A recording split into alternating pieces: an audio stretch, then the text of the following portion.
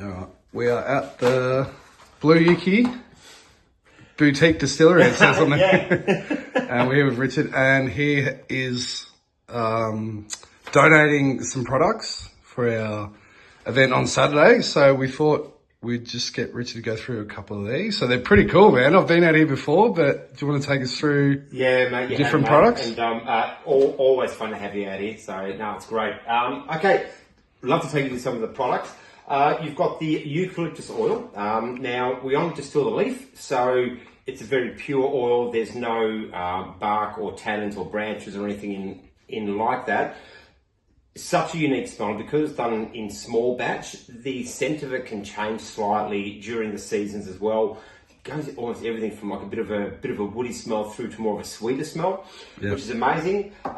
We've got the eucalyptus honey. This one, which I've used since I came here last time. Yeah. You liked that one last time. Yeah, it's good. Oh, it's such a unique taste. It's almost got a bit of a caramelly taste to it. You don't really taste the eucalyptus, but it's a really, really unique taste. I love it in my coffee every morning.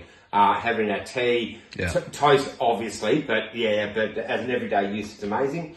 The insect repellent, which That's my favourite, that one. Because this one actually, even the toxic crap doesn't stop the mosquitoes getting off me, but this one does, Yeah, I love this one. Well, that was the biggest reason why I decided to come up with something like that. I'd seen a few of them around, and no matter how many I saw, there was always some kind of a chemical in it somewhere. This is, no deep, nothing else in there whatsoever. It's that good that a friend of mine who lives in Queensland, she bought it.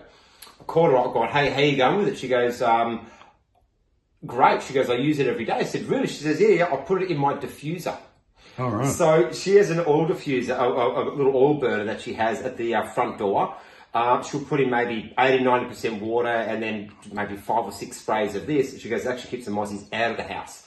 So there you go. Yeah. So I think it's probably the only one that you can do that with. That's pretty cool.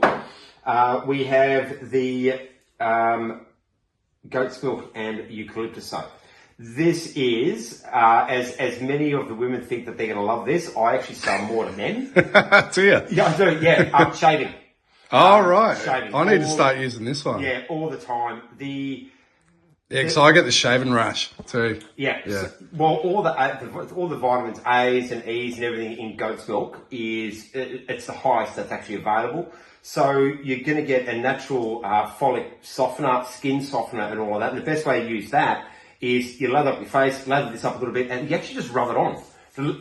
And the shave you're going to have is absolutely amazing. Eucalyptus oil is a natural disinfectant too, so you're getting that whole all-round experience on it. Any issues regarding to dermatitis, acne, anything else as well, great to use. Eucalyptus oil is a natural product that does get used on a lot of skin conditions. So yeah, sweet. I'm taking one of them today. 100% you are. You'll also find after using it on your face will actually become that soft. You don't need to use any aftershave balms or anything like that. So just trust me, give this one a go. It's amazing. The atomizer. This is predominantly the hydrosol that comes out in its purest form when we do a distilling. So it's infused with the eucalyptus scent and smell to start with. It then also has additional eucalyptus oil added into it.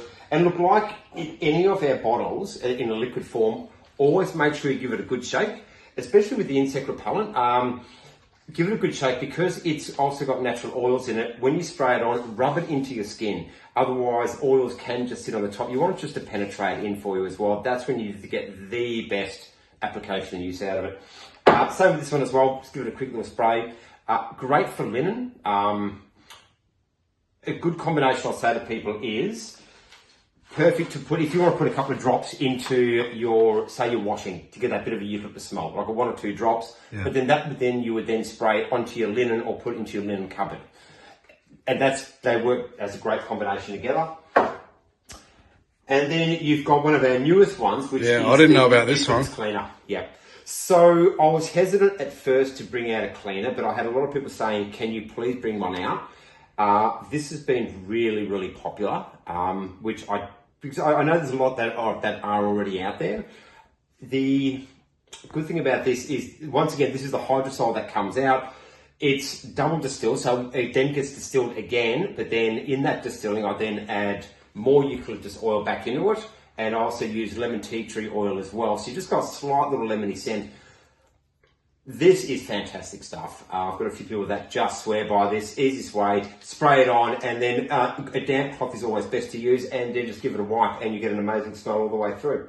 So individual products, obviously all available, but our favourite, and this is just a gift pack. So we're going to be giving away this gift pack, and then we're going to have another pack here. And the other pack we're going to do is the Get Yourself Clean pack.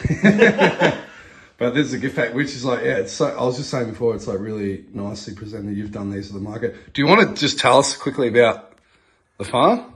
Sure. Or how you do this? Because these are all, so obviously they're blue gum? Called Blue Mallee. Blue Mallee. Yeah, Blue Mallee. So they're more of a shrub that what actually grows. Because you took me around, they're quite small, aren't they? And then you say you halve it, so you just take the leaf and then, they grow back every couple of years till you rehalve? Yeah, generally I cut them down roughly about, it could be 4 to 6 inches from the ground. Bring the bush back here, and then the leaves are then stripped by hand. So that's a bit of an arduous process, but doing it the old-fashioned way. Well, even back actually then, the old-fashioned way was still to just cut everything, throw it into a massive distiller, and then what would keep the distiller burning was yesterday's batch that had, or the previous batches, and that's what would fire the distiller up. Yeah. So this continual process through. I don't do it that way. I actually make an essential oil, and the essential oil is just the leaf, because other parts of the tree contain the tannins or other forms of impurities that are in there. I'm just wanting just the pure oil itself. And so these are the distillers here, which, I don't know, you can see one just behind me here. And that way, as it comes through there, it's separated from the oil, and then we fill our bottles directly. Everything here is like just a hand. And wasn't the whole thing by accident that you got this property? You didn't even know that you... Because I asked you, where did you learn all this? And you're like, just YouTube originally to like learn how to distill. Yeah. So awesome. You've pretty much self-taught, which is amazing. So I'll tell you the story behind it. So I bought the farm, bought it during COVID. As you know, everybody exited out of Melbourne, and I've gone, right, that's it. My dream was always to have a bush block. I just had certain criteria. This met all the criteria. I didn't even hear of Kurting, I knew I'd driven past it going to Mildura a few times, but I was like, okay.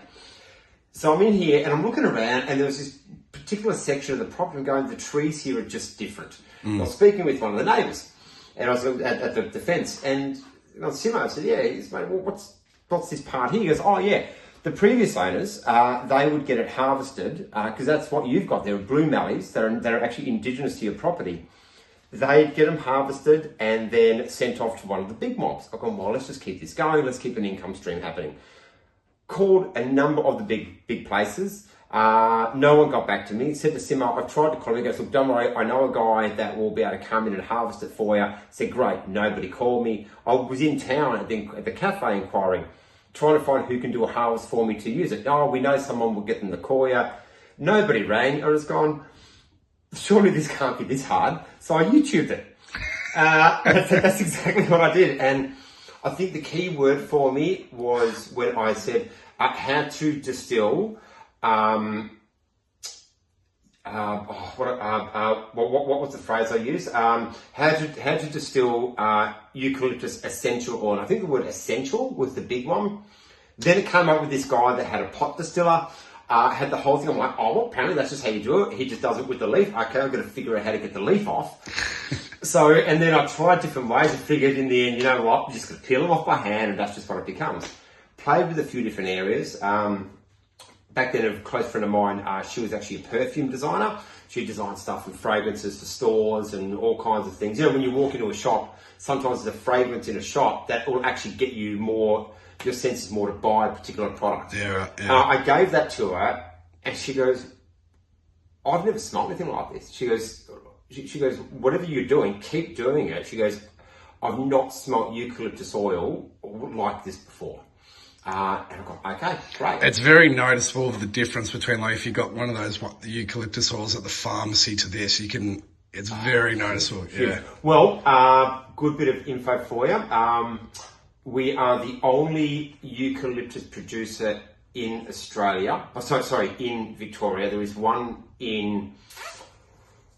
There is one in up in the Snowy Mountains, or somewhere around there over in New South Wales. But in Victoria, we're the only one that grows, harvests, and distills not only on the same farm, but only our products. So most places will actually own a range of farms. A few of them own farms overseas. They actually get all the eucalyptus bought in here, and then they'll distill it here, or they'll just brand it up with their name as well. So yeah, we're the only one that actually does that. Small little farm. It's adequate, you know, we're not here to, I think it's more just about just having a lifestyle. Yeah. And, you know, if we ever got to the point. And produce some amazing products, and it'd be good, like, I don't Oh, no, I think the product is the fun. The journey has been, it started with the oil initially. And so, you know, the funny thing is, originally I used to throw the hydrosol out. So I'm going, what do I do with this water that smells of eucalyptus? I have no idea what to do with it. So I used to tip it out. How many hundreds of litres of that stuff I tipped out initially. And I've gone, surely there's got to be a use for this. And then I started looking into things, and then that then became the base for a whole range of other products. That became the base for the atomizers. Obviously, it's the base for the cleaner. It's the base for the insect repellent. So you've wasted all this liquid gold in the past. What were you doing? That's what I was doing. I had no concept. But then I also realised actually how powerful our actual hydrosol is, because our hydrosol isn't, because it's only the leaf, it's even more powerful than what other hydrosols are. So when you so for anybody else that say wants to do a natural oil insect repellent, you actually really kind of can't compete with ours, one, because your base either has to be a purchased hydrosol or it's just going to be a water base. Yeah. Where we're already ahead of the game because we've already got something infused with eucalyptus to start with. So you're looking at, that's like the best quality product eucalyptus you could use, really. Yeah. Just through the process of you doing it. Yeah. And that's kind of the benefit of it being a small production too, and you doing it that way, because Yeah, it is. It is. And then we can tweak things and make things happen as it goes along. Then I was looking at things going, well, we should get a gift pack together. Let's have a gift pack happen. Before that was the honey. This is actually a funny story. Had a business card left in our letterbox of a local honey producer or whatever. I say, hey, we'd love to use a farm for a collection of honey. And got in touch with them. The lady came out, great lady, and we're having a chat. I said, look, I think for me, what I'm looking for is if you're going to come here to collect off here, I'd like that honey myself so that we can actually sell that from the farm. So that's the nice part about it is they'll bring their bees in because really for the amount of time the flowering occurs, you've only got about 6 weeks to collect everything. So either I need 60 to 80 hives that I'm going to have to tend to 24/7, or they're going to come in, they then take it through, they then jar it up for me, do the whole thing, and only what's come from my farm goes into the jar. Yeah, cool. And that happened with the goat's milk soap as well. I think collaborations are amazing. We can do so much on our own. So this is where you get the goat's milk. That's someone local? She lives out on the other side of Bendigo. Yeah. Okay. Yeah, so not far. No, and she's got her own goat farm. Young girl. When I say young girl, she's like, I think mid to late 20s. It's funny saying that as young. Yeah, it's young. That's young. Even for me now, that's young. Yeah. And so, and she has that, and so I just collaborated with her. Said, I'd like you to produce something for me that uses our oil, but your goat's milk. And that's what we came up with those particular soaps there. And it was played with the right combination. Yeah, and I just had a smell before. It's good. It smells very good. I think it's about 2 to 2.5 mil of oil in each soap. Yeah. Well, I'm going to do a review once I've tried shaving on that and see if I get the shaving rash. Well, I'd actually like to. I want you to do the whole thing. I want you to do the whole lather up process. Yeah. And I want you to talk me through this. And I do like when sometimes I just use crap soap. I don't even use shaving cream. I just use like some crap soap, but I always get shaving rash. So we'll see. I'll test it out. I guarantee you won't get shaving rash with it. All right. Yeah. That's it. We'll see. Beautiful. There you go. All right. So yeah, if you wanna check out the products, it's Blue Eucy. You've got the website. I'll put the website under this too, so if people want to check it out.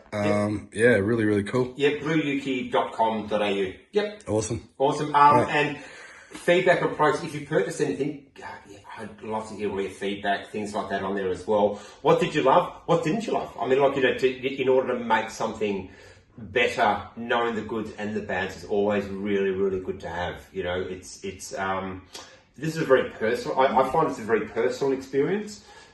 In the times that I did a lot of the markets, I'd have people come up and you get to know the people and they just give you the stories of how they've actually used the products and things like that. And that's the best way. Yeah, that was always awesome. So you still sell in the markets or no? No, now that I've got twin boys, 7-month-old twin boys, there's enough on my plate. Yeah, fair enough. All right, we'll get the sales through online. You don't need to. All right, thanks. Awesome. Thanks, mate. Thank you.